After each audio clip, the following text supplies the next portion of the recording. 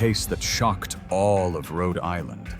A horrifying story of betrayed trust, of violence that lasted for months, and of a young pregnant woman who was never rescued. The death of Erica Lynn Bader. Imagine you are Erica, 24 years old, kind-hearted, full of life, someone who loved posting photos on Facebook with a bright, genuine smile. And then one day, you decide to stay in the home of a group of people you barely know. They are total strangers. But from that moment on, your life turns into a nightmare. Repeatedly beaten, held captive, sexually assaulted, brutally murdered, and the unborn child inside you is also stripped of life. Erica's body was later found in the woods of Pawtucket, severely decomposed, moved there from another location. Police believe she was killed inside a house in Central Falls. 8 people have been charged. 5 are accused of murder, kidnapping, and conspiracy. The remaining 3 are charged with kidnapping, conspiracy, and failure to report a death, and have been released on bail set at $30,000. Erica's family said through tears, "They killed her and the baby." Police have not yet confirmed the official autopsy details, and the investigation is still ongoing. As of January 2026, some suspects have appeared in court, but no final verdict has been reached. Today, we're going to take a deeper look into a case that shocked the entire community of Rhode Island, USA. The death of Erica Lynn Bader, a 24-year-old woman, pregnant at the time, who was taken captive by a group of people, abused, and ultimately brutally murdered. Her body discarded in the woods like trash. If you find this video worth watching, please subscribe and turn on notifications so you don't miss our upcoming in-depth true crime cases. I promise to tell this story thoroughly, without avoiding the truth, and to help share Erica's story as a reminder of the very real dangers that exist out there. Now, let's rewind a little to better understand who Erica Lynn Bader was. The 24-year-old woman who was pulled into this nightmare. Erica was born in Providence, Rhode Island in 2001. She grew up in Warwick, a small town, much quieter and more peaceful than Central Falls. Her father is Michael Dion. Her mother is Jana Bader, and she has 2 brothers, Joseph Oakes and Jacob Pelletier. On Facebook, I looked through Erica's profile under the name Brezzy Erica. She posted smiling photos, posing with friends, and she loved the character Stitch from Lilo and Stitch so much that she even called her best friend her Stitch Wifey. She loved Taco Bell, enjoyed riding her bike around the neighborhood, getting her nails done, singing loudly along to music, and taking selfies with cheerful, playful captions. Those close to her described Erica as innocent, trusting, and someone who always brought light to the people around her. One close friend said, "She brought light to the table, always had a smile on her face." But Erica's life was far from easy. She struggled with housing insecurity and was homeless for a period of time. In early 2025, Erica decided to stay in an apartment on Central Street in Central Falls, an area with a higher than average crime rate, aging buildings, and ongoing social issues. The apartment was located on the 2nd floor of the building at 382 Central Street. Erica lived there with a group of people. According to her family, they were total strangers, people she had never known before. One of them was Brittany Turpinning, 34 years old, believed to be Erica's direct roommate. According to her family, Erica began staying there because she had nowhere else to go.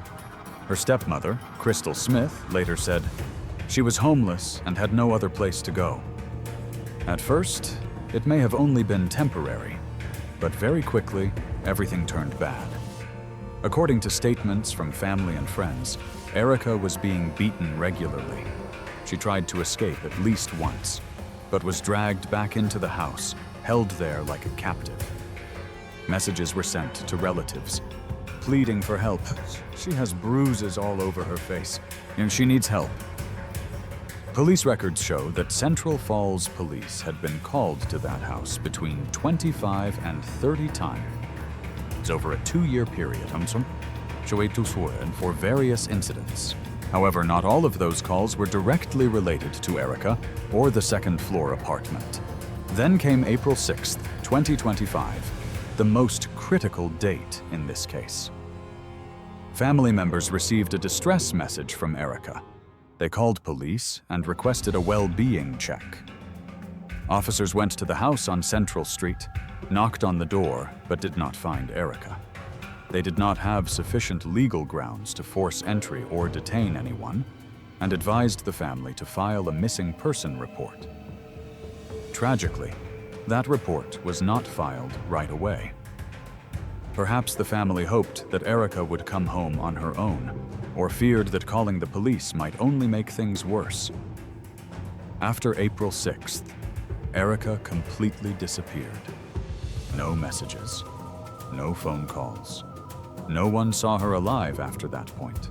Police later confirmed that they believe Erica was killed somewhere else, most likely inside the house on Central Street. Her body was then moved to the woods of Pawtucket to be concealed.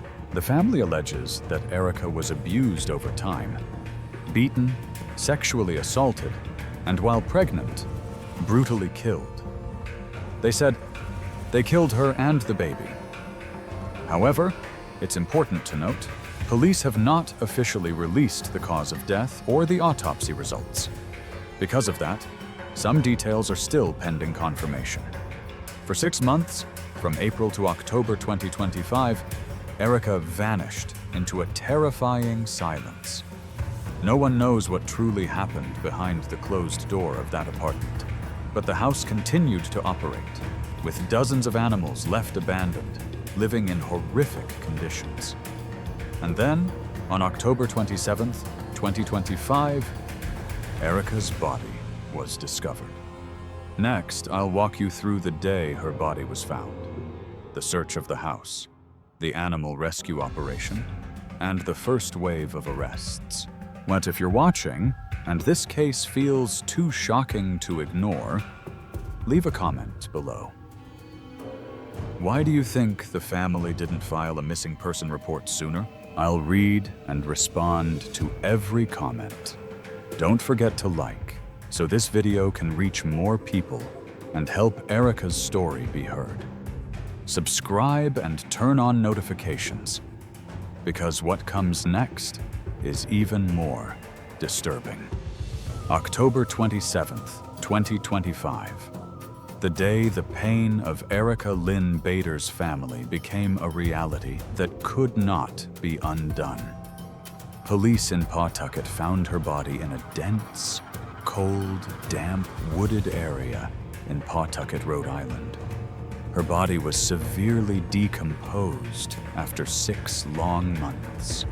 6 months, during which her family kept hoping, kept waiting for a phone call, a text message, any sign that Erica was still alive. But there was nothing. Only cruel silence. And then, one day, they were forced to face the truth. Erica was gone. She was never coming back. Imagine that pain. A mother, a father, a stepmother, or siblings. They had received distress messages from Erica. They had seen photos of her face covered in bruises. They had heard her trembling voice through phone calls or text messages. "I'm being beaten. I need help." They did everything they could. They called the police. They pleaded for a well-being check. But then, no one saved her. Erica was still there. Inside that house, held in place, abused, stripped of every remaining piece of hope. While the outside world kept moving, kept laughing, kept going on as if nothing was wrong. Police quickly determined her body was not killed in the woods. It had been moved from somewhere else, most likely from the second-floor apartment at 382 Central Street, Central Falls, the place Erica had once called home during the final days of her far too short life. They secured the area. They searched the house. And what they found left even seasoned investigators, people who had seen far too many horrors, standing in silence.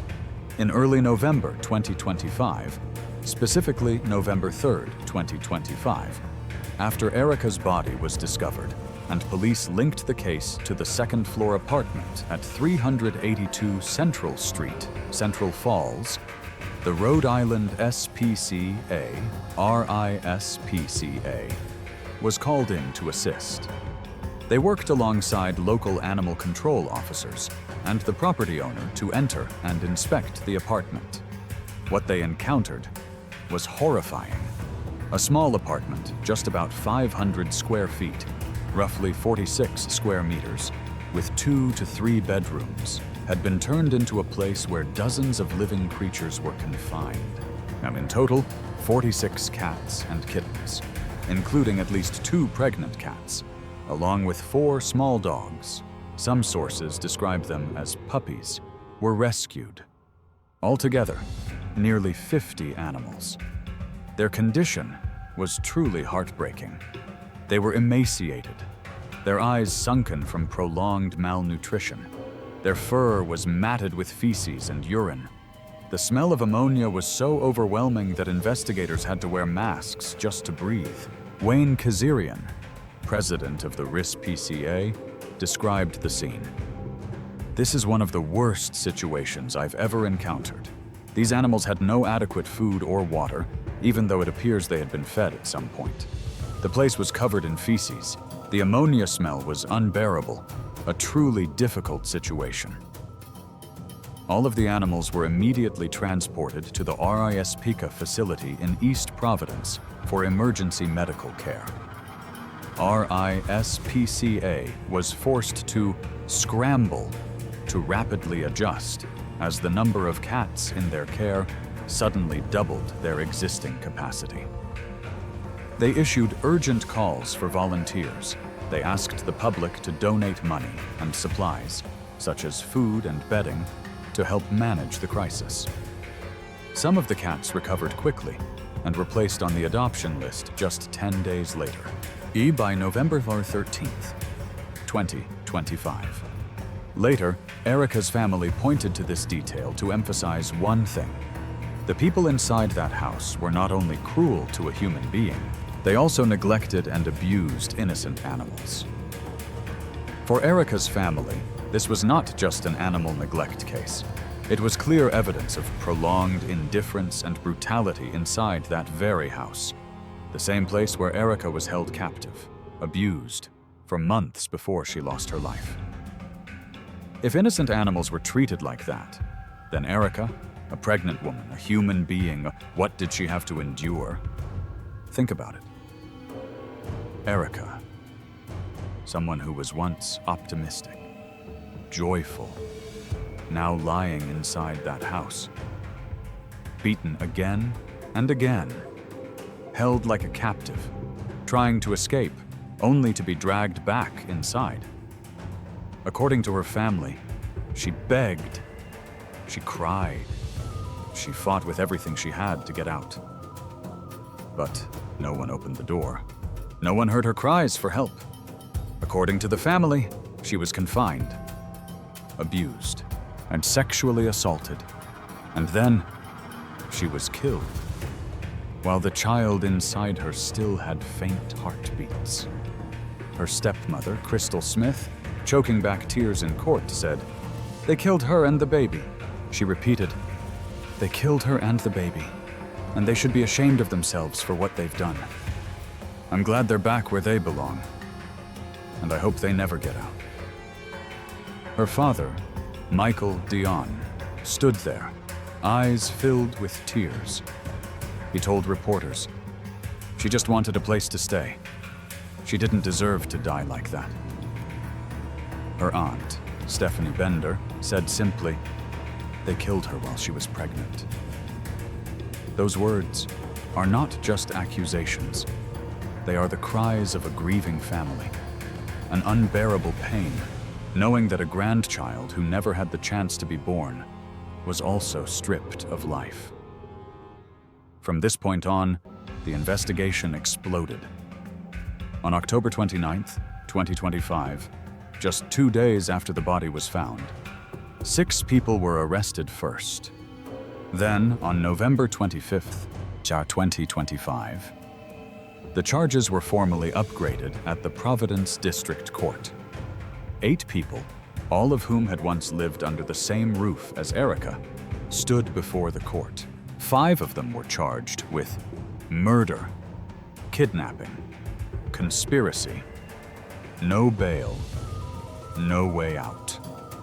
The remaining 3 were charged with kidnapping, conspiracy, and failure to report a death. Pause here and look directly at these 8 names. 8 individuals who once lived with Erica inside the apartment on Central Street, Central Falls. Not strangers on the street, not intruders in the night, but people who shared the same roof, slept in the same space, saw Erica every single day. According to the official indictment at the Providence District Court, dated November 25, 2025, police and prosecutors did not identify who carried out the final act. They did not name the one who pulled the trigger. Instead, the indictment describes an organized conspiracy, a form of responsibility shared collectively. The group of 5 charged with murder, kidnapping, conspiracy, held without bail. This is the group facing the most serious charges. No release, no chance to walk free while awaiting trial. Andrew Cornell, 28 years old, one of the names listed first in the murder indictment. There is no public information about his specific role, but the fact that his name appears so early suggests this. He is considered a critical link in the prosecution's case. Joshua Brunel, 35 years old. At first, he was arrested for failure to report a death, concealing a death. Later, the charges were upgraded to murder and kidnapping, a major legal escalation. It shows that prosecutors believe Brunel did not just know, but actively participated. Elizabeth Durand, 41 years old, the oldest among the murder defendants, charged with conspiracy and kidnapping. Like Brunel, Durand was initially arrested for concealing a death before her charges were upgraded. This suggests that what happened inside that house was not a single moment, but a series of actions that unfolded over time. Stephanie Bletzer, 37 years old, one of the suspects under the closest scrutiny. On January the 6th, 2026, Bletzer appeared in court for a preliminary hearing. She told the judge she did not yet have legal representation.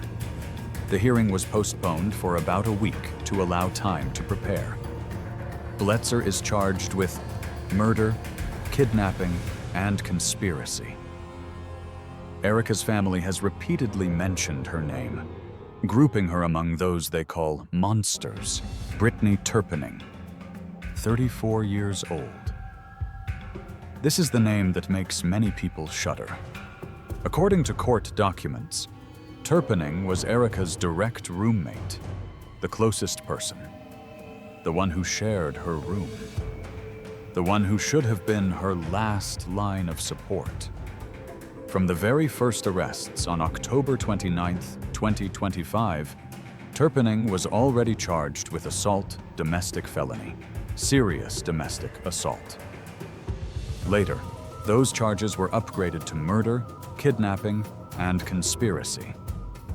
She should have been the closest person to Erica, but instead, she became a murder suspect.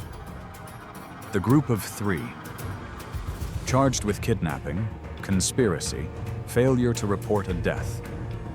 Released on $30,000 bail, Christopher Kordylewski, 22 years old, the youngest of the entire group, charged with involvement in the conspiracy and concealing a death. He was also part of the initial arrests. Youth does not mean innocence. Joanne Miller, 26 years old, charged with kidnapping and conspiracy. According to the indictment, she may have been involved in holding Erica captive or in moving the body.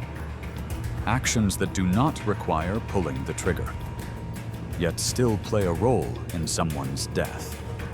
Cheryl Blakely, 36 years old, initially charged with failure to report a death.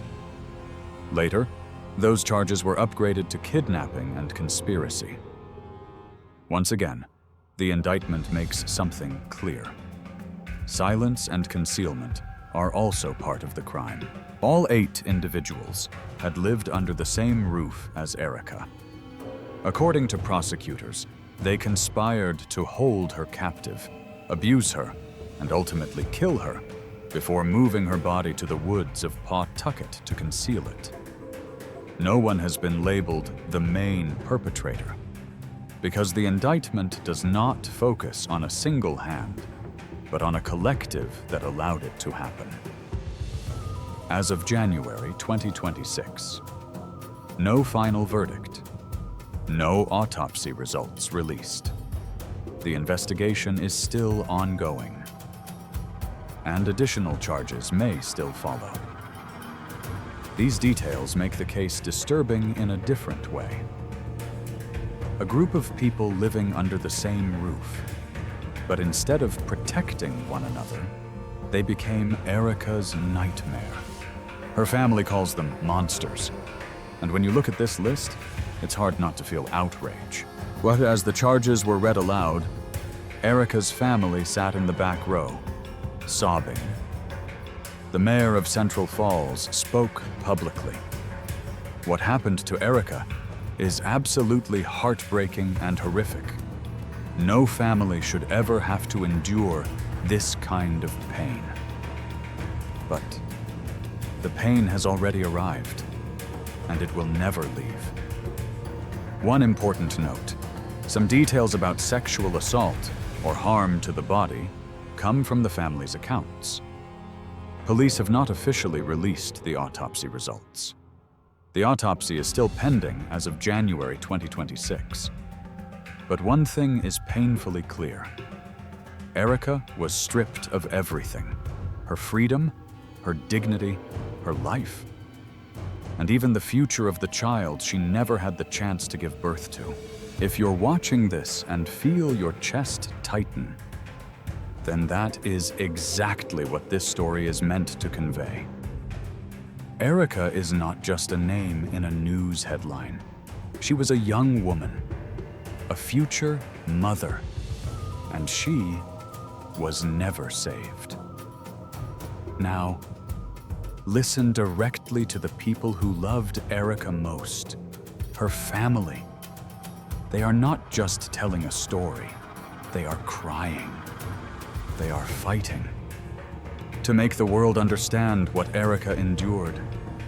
Erica's stepmother, Crystal Smith, who stood by her like a biological mother, spoke to the press outside the Providence District Court. Her voice trembled. She said, "I think about her every single day. I see her in my dreams. I know she's still with us, but I still can't believe this is real. I just can't." Crystal choked up as she described what Erica went through, dragged into that house, had beaten over and over again, trying to escape, only to be pulled back inside. She said firmly, without hesitation, "They killed her and the baby. They killed my girl and the baby. They should be ashamed of what they've done. I'm glad they're where they belong, and I hope they never get out." Beside her, Erica's biological father, Michael Dion, stood in silence. His voice trembled. He said, "All we want is justice, and we hope our girl can finally rest in peace. She just wanted a place to stay. She did not deserve to die like this, he added. I'm glad justice is being carried out. All 8 people have been brought into the light, and I hope they stay there forever. These words were not empty. They were the sobs of parents who lost a child, and who also lost a grandchild who never had the chance to be born. And to this day, Erica's family has never been allowed to see the autopsy report. The autopsy has not been officially released as of January 2026. But the pain is already undeniable. Erica endured prolonged physical abuse. She was held captive, stripped of all hope. Her family says Erica sent messages begging for help. She pleaded to be saved, but the system was too slow. A well-being check was not enough. A missing person report was not filed in time. And then, 6 months of silence. 6 months of hell. The Central Falls community did not remain silent. After Erica's body was found on November 1st, 2025, friends and family held a vigil outside the Central Falls Police Department. They held signs reading, "Justice for Erica." They lit candles, they cried, they prayed. A close friend said, "Erica always brought light to everyone. She did not deserve to suffer like this." The mayor of Central Falls, Maria Rivera, said, "What happened to Erica is absolutely heartbreaking and horrific. No family should ever have to endure this kind of pain. My heart goes out to her family, her friends, and everyone who loved her." As of now, January 2026, the case is still ongoing. Some of the suspects, including Stephanie Bletzer, appeared in court on January 6th, 2026. But still, there is no final verdict. The group of 5 individuals charged with murder remain held without bail. The investigation is still ongoing, and it's possible that more charges may still come.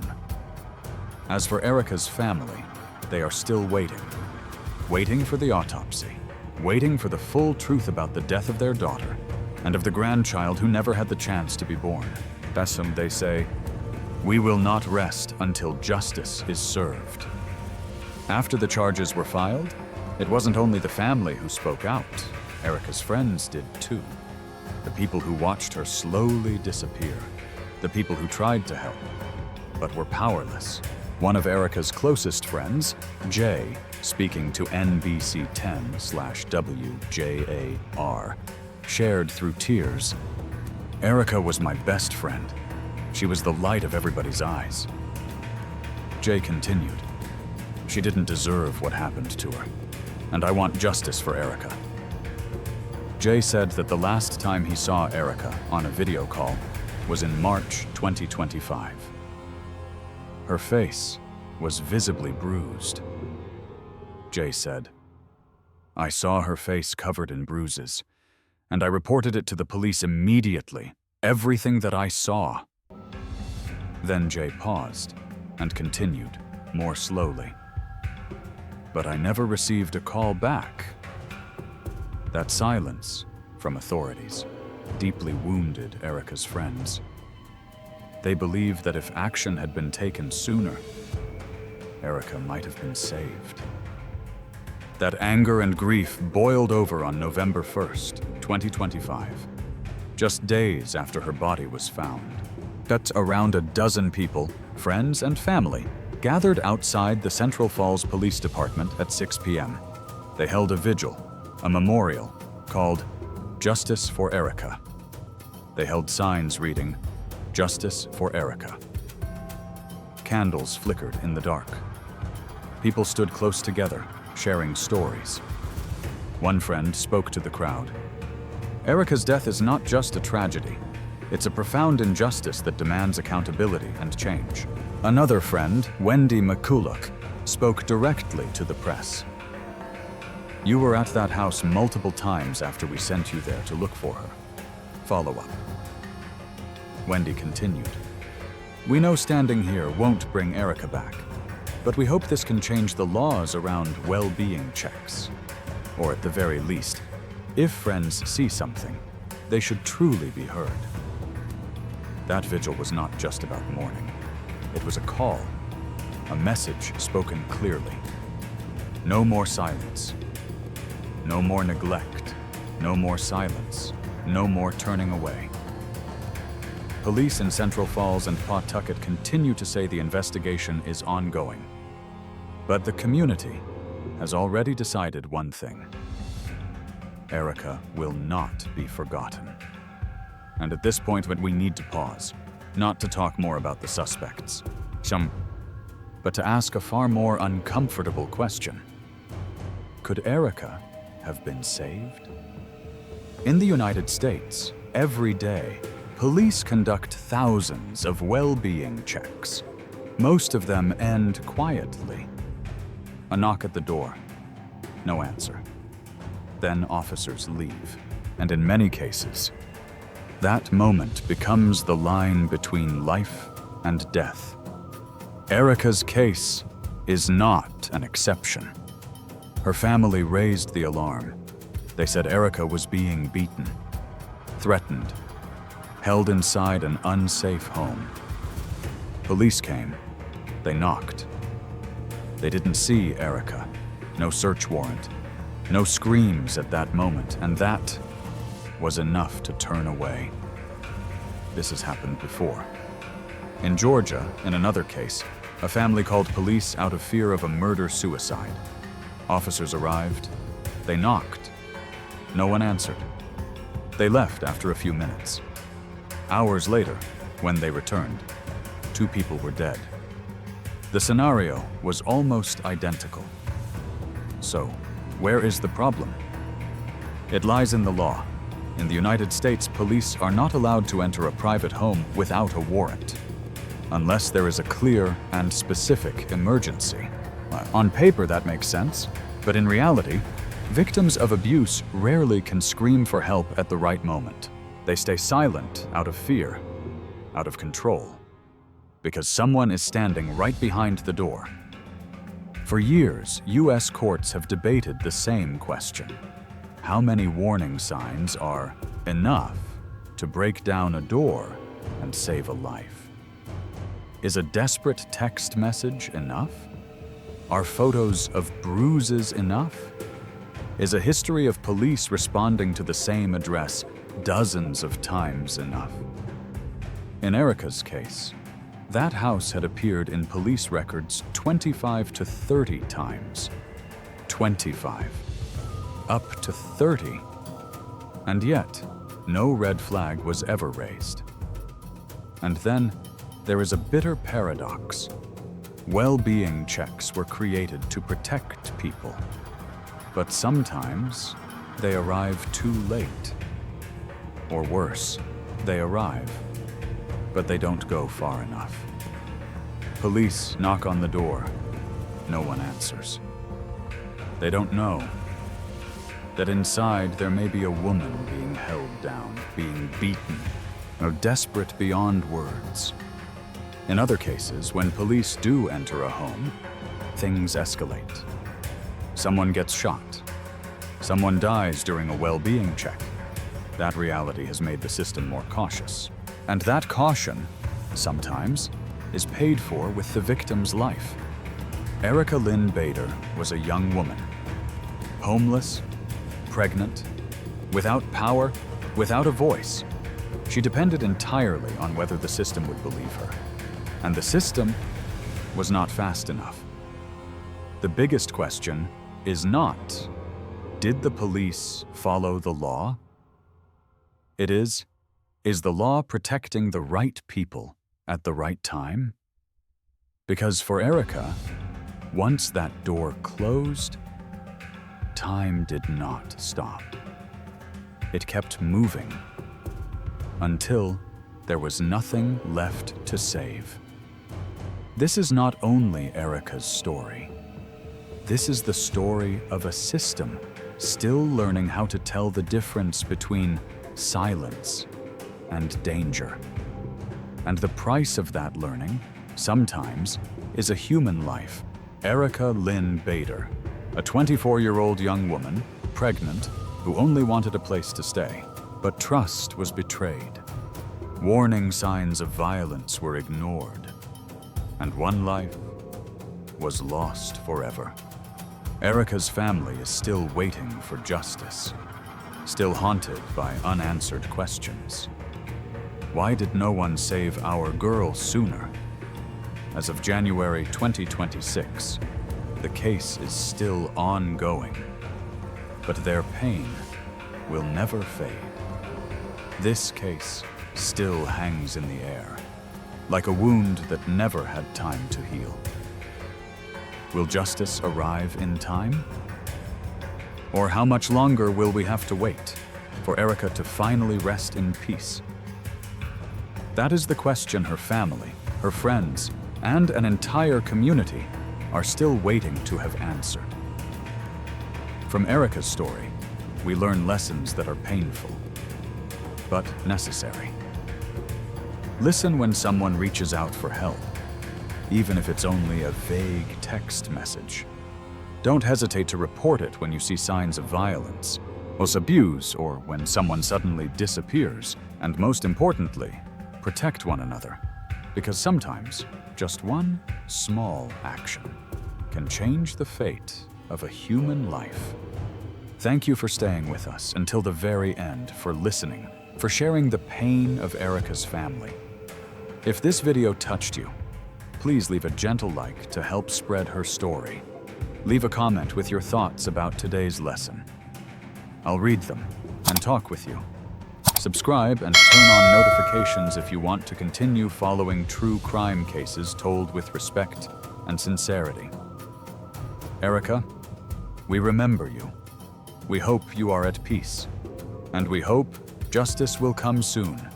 Stay safe, love and protect one another more. Peace out. See you next time.